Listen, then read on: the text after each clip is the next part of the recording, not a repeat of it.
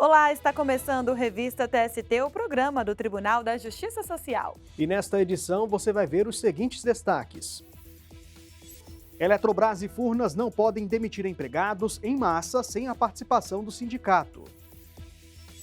Justiça do Trabalho e Justiça Eleitoral unem esforços para combater o assédio durante as eleições. E ainda, um balanço da gestão do TST no biênio 2022-2024. O Revista TST está no ar.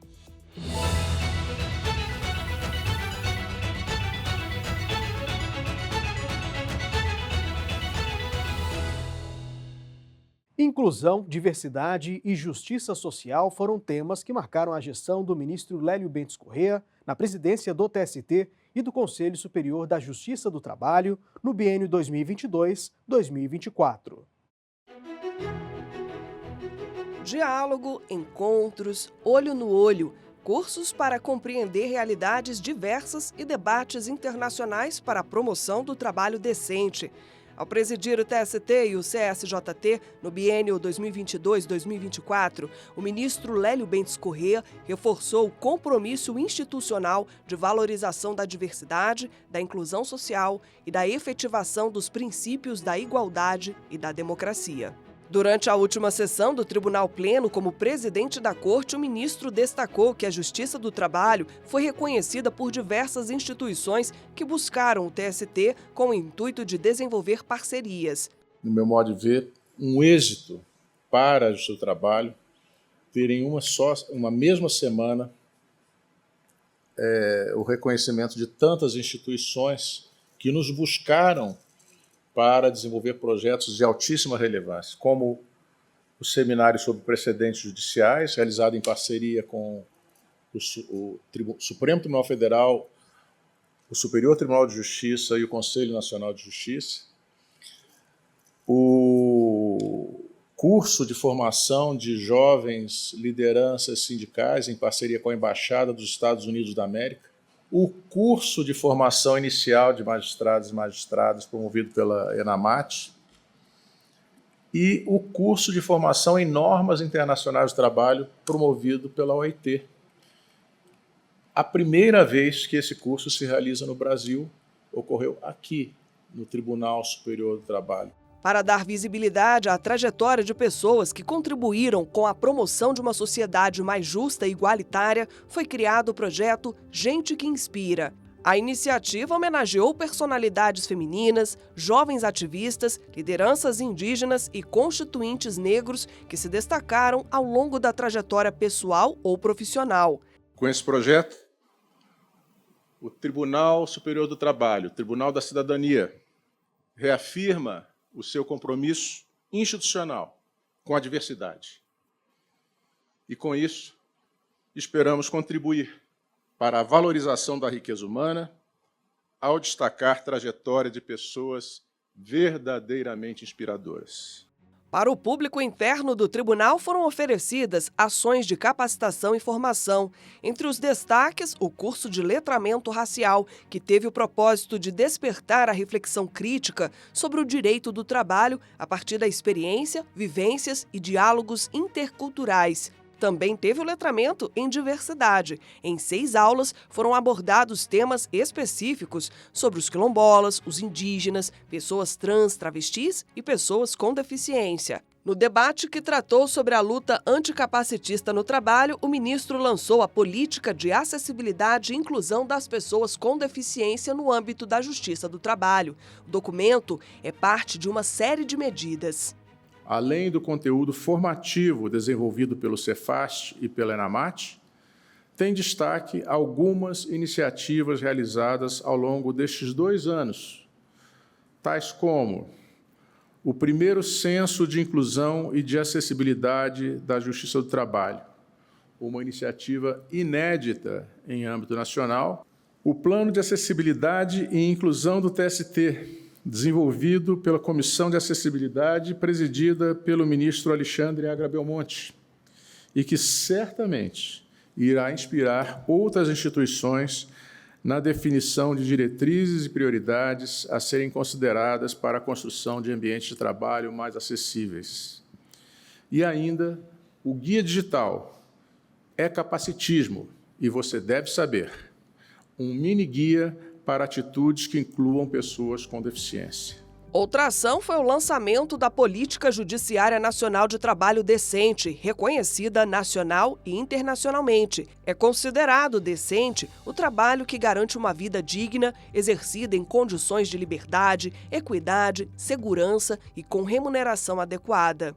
Essa é uma iniciativa prioritária para essa gestão do TST e do CSJT, uma política de caráter contínuo, que tem por escopo impulsionar o desenvolvimento por parte do TST e dos tribunais regionais de ações, projetos, programas voltados à implementação do trabalho decente. 3 protocolos de julgamento lançados trazem orientações claras e práticas para que processos históricos e estruturais de desigualdade sejam levados em conta nos julgamentos. Os documentos propõem um olhar sobre diversidade, inclusão e combate ao trabalho escravo contemporâneo e ao trabalho infantil. Categorias como gênero, raça, classe, orientação sexual, entre outras, são estruturantes das relações sociais e devem ser conjuntamente consideradas na compreensão do mundo do trabalho e na pacificação dos conflitos trabalhistas.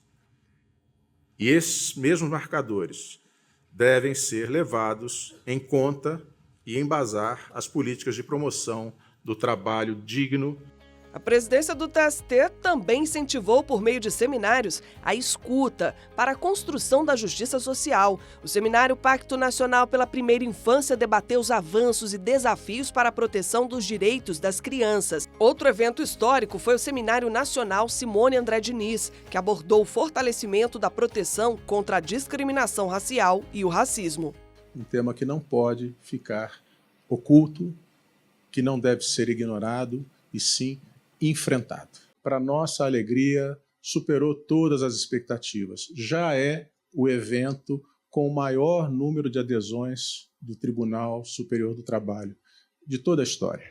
Outro seminário abordou o trabalho plataformizado e a preservação do humanismo na sociedade digital. Nos painéis foram debatidos temas como a identidade jurídica do trabalhador e os desafios da regulação do trabalho em plataformas. Nosso desejo é que este evento oportunize a troca de saberes indispensável à construção coletiva de formas efetivas de proteção social de trabalhadoras e trabalhadores plataformizados, de modo a que se assegure definitivamente a esses trabalhadores e a essas trabalhadoras o direito humano ao trabalho decente. Também foi na gestão do ministro Lélio Bentes que foram celebrados os 80 anos da consolidação das leis do trabalho. Na ocasião, autoridades dos 3 poderes participaram de sessão solene. O presidente do TST reforçou os impactos da inovação tecnológica no mundo do trabalho e os desafios para o alcance da equidade. A CLT completa seus 80 anos de existência enfrentando o desafio de ver sua interpretação e aplicação adaptadas a novas formas de relações de trabalho e de incluir atores sociais historicamente excluídos da proteção da lei trabalhista. Lélio Bentes Corrêa deixa o comando da presidência do TST e do CSJT com o legado de que o diálogo, a diversidade, o aprendizado e as interações sociais, sobretudo daqueles que atuam na justiça do trabalho, são essenciais para a promoção da justiça social. Nada substitui o contato humano, a escuta atenta às partes, o olhar no olho do outro, capaz de gerar conexão e empatia. As juízas e juízes do trabalho são os que atuam mais próximos à realidade social. Para ser efetivos, precisam estar impregnados da realidade que cerca seus jurisdicionados.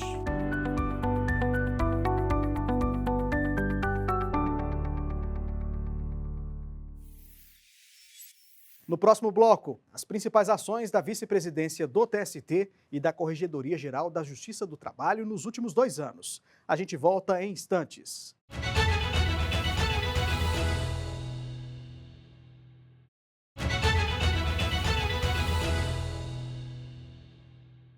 A vice-presidência do Tribunal Superior do Trabalho no biênio 2022-2024 foi conduzida pelo ministro Aloísio Corrêa da Veiga. Conheça agora as principais ações realizadas durante a gestão. Estratégias para tornar a jurisdição mais célere. Ações voltadas à solução de processos pendentes e à redução do tempo de espera de julgamento foram prioridades da vice-presidência do Tribunal Superior do Trabalho e do Conselho Superior da Justiça do Trabalho nos últimos 2 anos. Para encerrar milhares de processos trabalhistas, foram celebrados diversos acordos de cooperação técnica com órgãos e instituições públicas e privadas. Além de fomentar a resolução consensual das disputas, a prática promoveu o exercício consciente da litigiosidade. O acordo de cooperação técnica com o Supremo Tribunal Federal ampliou o diálogo entre as cortes e resultou em simplificação de procedimentos no âmbito da vice-presidência do TST.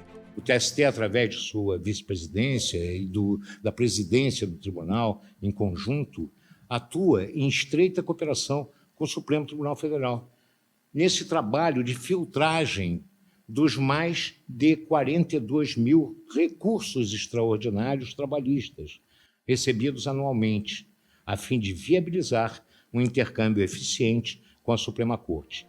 Outros acordos foram assinados com a Advocacia Geral da União, Petrobras, Banco do Brasil, Caixa Econômica Federal, Procuradoria-Geral do Rio de Janeiro, além do Bradesco e Correios. A partir do momento em que celebramos um acordo, as partes desistem. Há propostas de acordo para fomentar também a conciliação e abreviarmos esse trâmite processual na Justiça do Trabalho, dando espaço também para que nós, magistrados e servidores, possamos atender a todos com maior celeridade e, acima de tudo, efetividade. Em agosto deste ano, foi lançado o painel estatístico dos acordos de cooperação técnica. Com a ferramenta, é possível acompanhar o número total de processos, as petições de desistência e os acordos conduzidos pelo TST. O sistema produz vistas de todas as partes envolvidas e permite o uso de filtros que facilitam a visualização de processos por segmento de informação.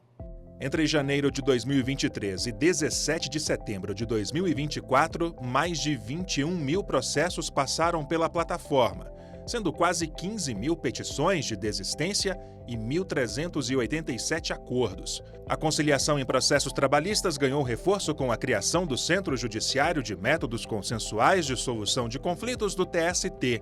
Até setembro deste ano, foram finalizados 6.076 processos, com um índice de conciliação superior a 70%. O valor total conciliado ultrapassou 978 milhões de reais. A Semana Nacional da Conciliação Trabalhista resultou em solução de processos por todo o país. Essas edições da Semana Nacional de Conciliação é exatamente chamar todos para demonstrar a possibilidade de solução breve do conflito. E é chamando as partes, chamando as pessoas para que elas sejam ouvidas, não é? E possam também ouvir, não é mesmo? A iniciativa é promovida anualmente pelo Conselho Superior da Justiça do Trabalho, o CSJT, em parceria com os 24 tribunais regionais do trabalho. Com o lema "É conciliando que a gente se entende", a 8ª edição ocorreu em maio deste ano e superou os números registrados em 2023. 29 mil acordos foram celebrados, 5 mil a mais do que no ano anterior. O valor movimentado chegou a quase 1 bilhão e 800 milhões de reais, 562 milhões de reais a mais do que a edição passada, e mais de 400 mil pessoas atendidas. Com a criação do Portal da Conciliação Trabalhista, ampliou-se a transparência e a conscientização sobre como proceder para obter um acordo. Ainda com foco nas conciliações, a vice-presidência do TST realizou o primeiro encontro unificado de magistrados e servidores integrantes do Núcleo Permanente de Mediação e Conciliação e do SEJUSC. Também foi promovido o curso de formação em mediação e conciliação para servidores do tribunal. O que nós precisávamos é ter a conciliação não como uma técnica, né? Não como uma história de eu conseguir a fórceps, não é tirar a solução do conflito. Ao contrário, é exatamente criar uma ciência, um estudo, uma capacitação para negociar, para mediar. É preciso que nós nos capacitemos para isso. Durante o biênio, a vice-presidência do TST analisou 6 casos de mediação pré-processual. Dessas, apenas uma continua em andamento. As outras resultaram em acordo coletivo de trabalho. 30 novas reclamações pré-processuais foram recebidas, 13 finalizadas. De outubro de 2022 a agosto de 2024, foram realizadas 133 reuniões unilaterais e bilaterais de trabalho. Ao todo, 14 audiências para assinatura de acordo coletivo de trabalho foram executadas. As audiências envolveram instituições e empresas como a Casa da Moeda, a Embrapa e a EBC. O ministro Aloísio Corrêa da Veiga foi eleito pelo Tribunal Pleno para assumir o cargo de presidente do TST e do Conselho Superior da Justiça do Trabalho no biênio 2024-2026. A responsabilidade que me envolve, que me traz com essa demonstração de confiança de todos os senhores, é para mim um motivo de enfrentar um desafio da importância que representa o Tribunal Superior do Trabalho no cenário nacional.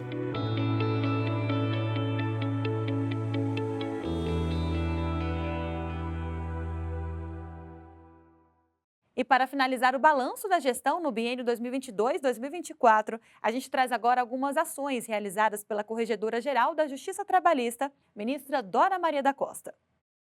O início da gestão da ministra Dora Maria da Costa à frente da Corregedoria-Geral da Justiça do Trabalho ocorreu logo após o retorno das atividades presenciais nos tribunais, com o fim da situação de emergência na saúde, provocada pela pandemia de Covid-19.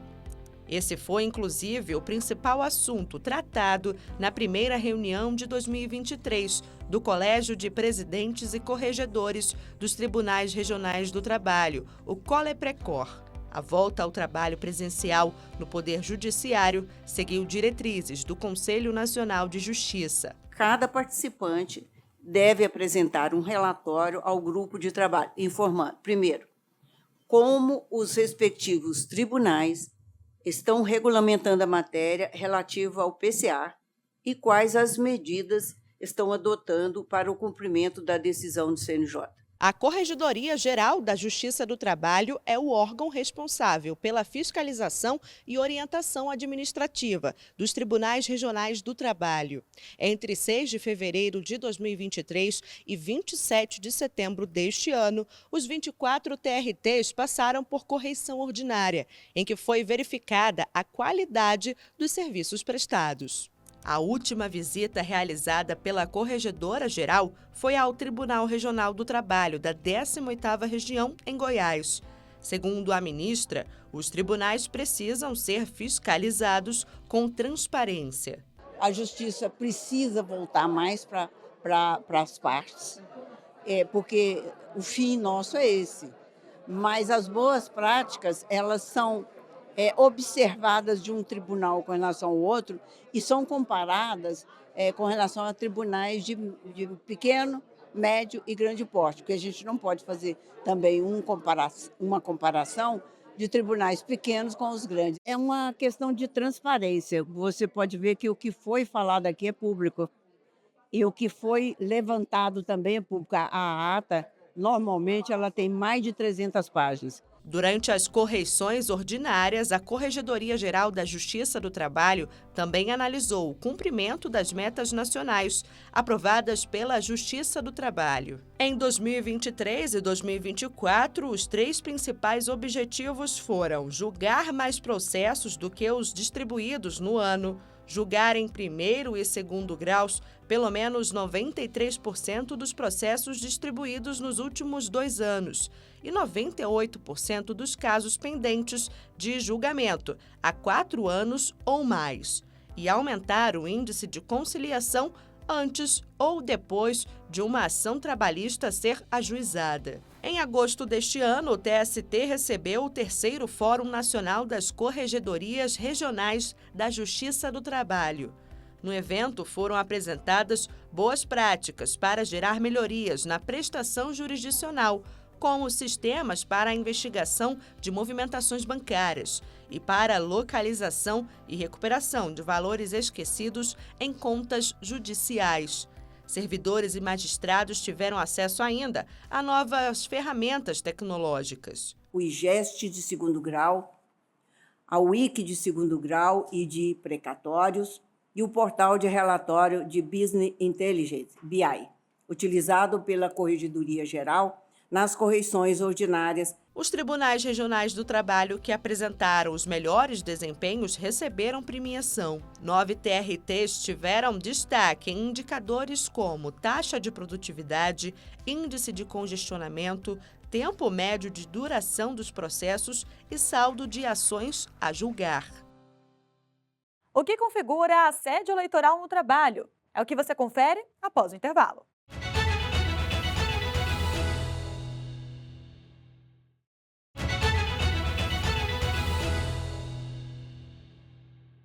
Este mês ocorre o primeiro turno das eleições municipais em todo o país. A busca por votos ocorre nas ruas, nas propagandas de rádio e de TV e nas redes sociais. Mas para uma disputa ser verdadeiramente democrática, não pode haver assédio eleitoral no trabalho. E é por isso que o combate a essa prática une esforços das justiças trabalhista e eleitoral. Vamos saber mais na reportagem especial de Rafael Silva.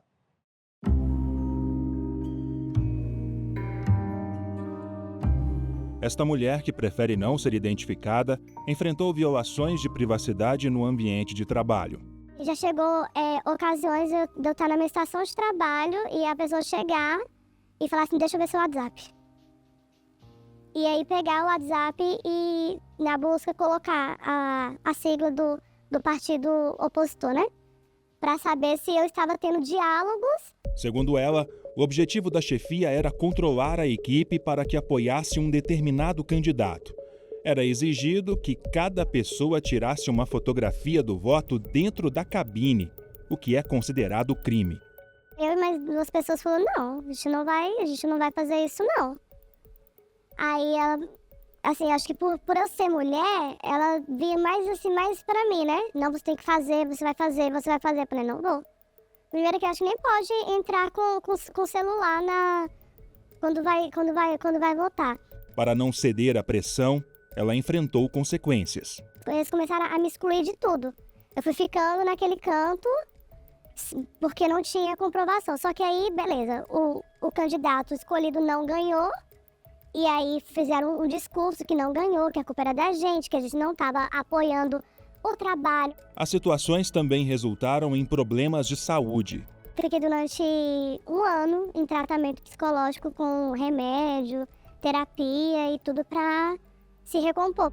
O que essa mulher sofreu tem nome: assédio eleitoral.